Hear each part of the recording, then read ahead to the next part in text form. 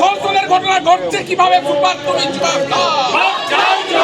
হাসপাতালের মতো একটা প্রতিষ্ঠানে মহিলা কর্মীদের উপর ধর্ষণ হচ্ছে কেন সুপার তুমি জবাব দাও। এই জবাব চাইতে আন্দোলন চলছে।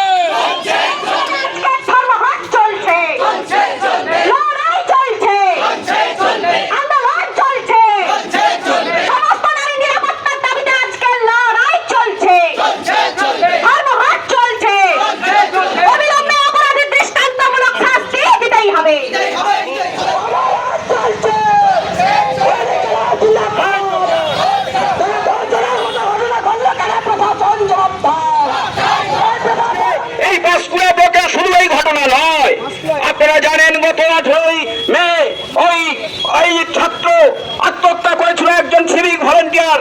তাকে মিথ্যা অপবাদ, চুরির অপরাধ দেওয়ার ফলে সেই ছাত্রটি আত্মহত্যা করেছিল, কৃষ্ণেন্দু দাস।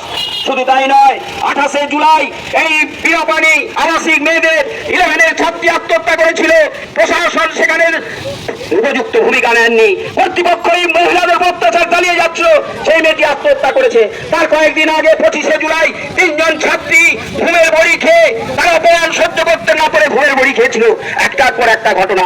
শুধু তাই নয়, 29শে আগস্ট 29 সুস্মিতা সামন্ত ছিল, সে অমানবিক, তার উপর কাজের চাপ, তার ফলে আত্মহত্যা করেছিল, আপনারা কাগজে লিখেছেন। এই সমস্ত ঘটনার প্রতিবাদে আমাদের দল সেই কমিউনিস্ট আজকে 12 ঘন্টার 10 পুরা ব্লক বন্ধের ডাক দিয়েছে। বলুন আমরা